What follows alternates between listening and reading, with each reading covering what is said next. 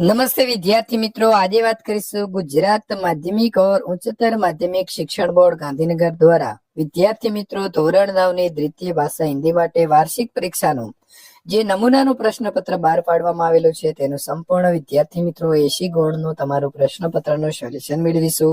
એ પહેલા ચેનલની અંદર પ્રથમ વખત આવ્યા છો અને વિદ્યાર્થી મિત્રો આ પ્રકારના પ્રશ્નપત્ર સોલ્યુશન મેળવવા માંગો છો તો ચેનલને ખાસ સબસ્ક્રાઇબ કરી તમારા મિત્રો સુધી આ વિડીયોને શેર કરવાનું ભૂલશો નહીં। વાત કરીશું વિદ્યાર્થી મિત્રો विभाग ए गद्य विभाग। निम्नलिखित प्रश्नों के नीचे दिए गए विकल्प में से सही विकल्प चुनकर उत्तर लिखिए। प्रश्न नंबर 1, हरियाली का सपना कुहासे के फूल में कब बदल जाता है? तो विद्यार्थी मित्रों साचो जवाब आवे छे सी, सायकल। रामू ने घोड़ी का क्या नाम बताया? जवाब आएगा बी, ताज रानी।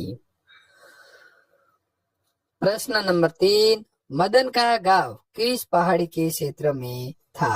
तो जवाब आएगा डी, अल्मोड़ा के पहाड़ी क्षेत्र में था। प्रश्न नंबर 4, सही विकल्प चुनकर निम्नलिखित विधान पूर्ण कीजिए। शिशुपाल को न्याय मंत्री घोषित करने हुए जो राज मुद्रा दी गई थी उसका अर्थ क्या होता है? तो ये तुम्हारे न्याय मंत्री होने की पहचान है। क्या यही भारतवर्ष है जिसका सपना तिलक और गांधी ने देखा था? नंबर 6, लोकनाथ की दुकान पर बालक भारती को ताजा अनार का शरबत पिलाया। निम्नलिखित रिक्त स्थानों की पूर्ति कीजिए। न्याय मंत्री का साहित्य प्रकार कहानी है। मैं स्वराज्य के लिए नाच सकती हूँ। रविंद्रनाथ ठाकुर को नोबेल पुरस्कार मिला था। निम्नलिखित प्रश्नों के उत्तर एक एक वाक्य में लिखिए। बस कंडक्टर क्या लेकर लौटा था? तो बस कंडक्टर खाली बस लेकर तथा लेखक के बच्चों के लिए पानी और दूध लेकर लौटा था। थानेदार की क्या विशेषता थी? तो थानेदार की ये विशेषता था कि वो कवि भी था और उनकी कविताएं मानवीय संवेदना से भरी होती थी। निम्नलिखित प्रश्नों के उत्तर 2-3 वाक्य में लिखिए। परदेशी कौन था? उसने दूसरे दिन क्या किया? तो परदेशी स्वयं सम्राट अशोक था। दूसरे दिन सुबह उठकर परदेशी ने शिशुपाल को धन्यवाद देकर उससे विदा ली। अथवा तो प्रियदा की टोली का रविवार को क्या कार्यक्रम होता था? तो रविवार को प्रियदा की टोली पहले से निर्धारित मोहल्ले मुठिया वसूलने जाती थी। इसी तरह टोली ने कुछ लोग बीमार व्यक्ति की सेवा करने जाते थे। निम्नलिखित प्रश्नों के उत्तर 5-6 वाक्य में लिखिए। बच्चन जी की पारिवारिक आर्थिक विभिन्नता के बारे में अपने विचार प्रकट कीजिए। पत्नी श्यामा के साथ हरिवंश राय बच्चन जी का जीवन अत्यंत संघर्षमय रहा। आय के ठोस साधनों से वंचित थे। वे स्कूल में पढ़ाते थे, ट्यूशन कराते थे, अपनी किताबें से भी कुछ पैसे मिल जाते थे, फिर भी खर्चा पूरा नहीं हो पाता था। छोटे भाई शालिग्राम का वेतन बहुत कम था। बच्चन जी की बीमारी के बाद जो स्थिति और भी चिंताजनक हो गई। महंगी दवाएं खरीदना मुश्किल हो गया। पिता ने घर बेचकर पुत्र का इलाज कराने की बात की।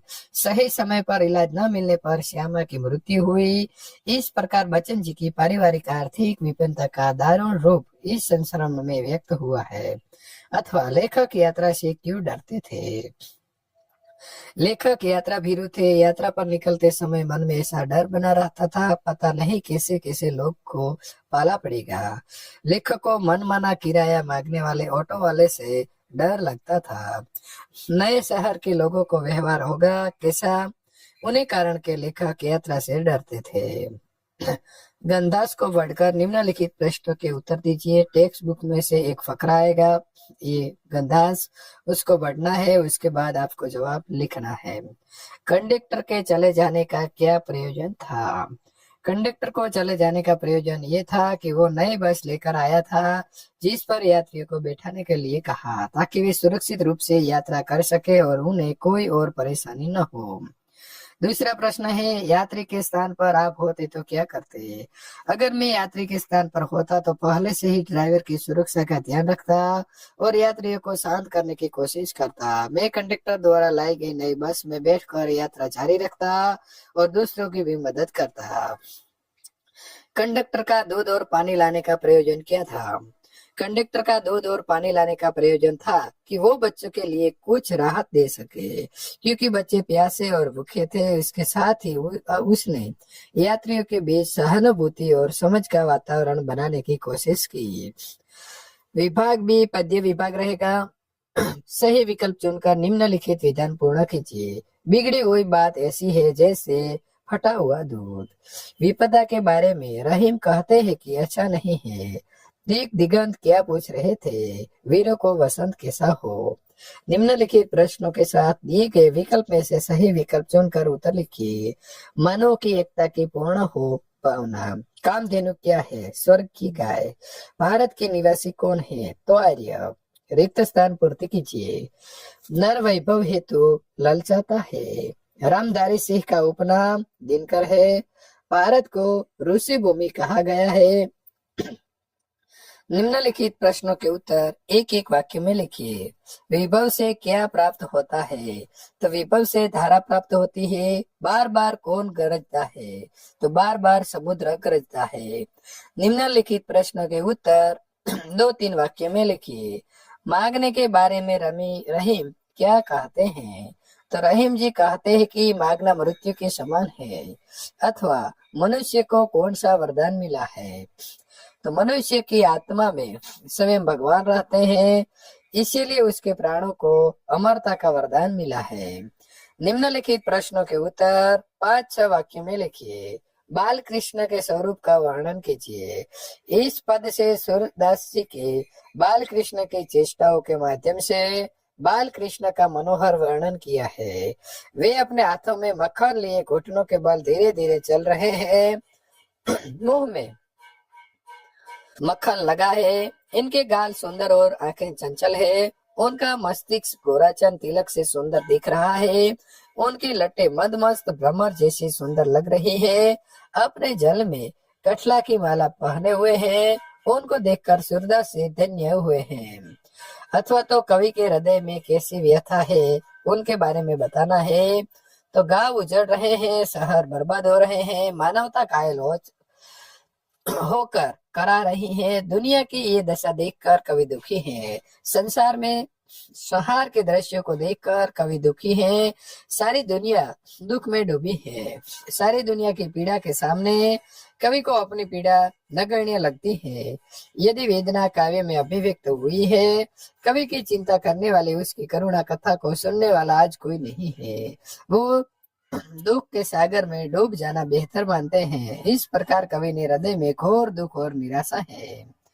निम्नलिखित पठित पदार्थ को ध्यान पूर्वक पढ़कर प्रश्न के उत्तर दीजिए।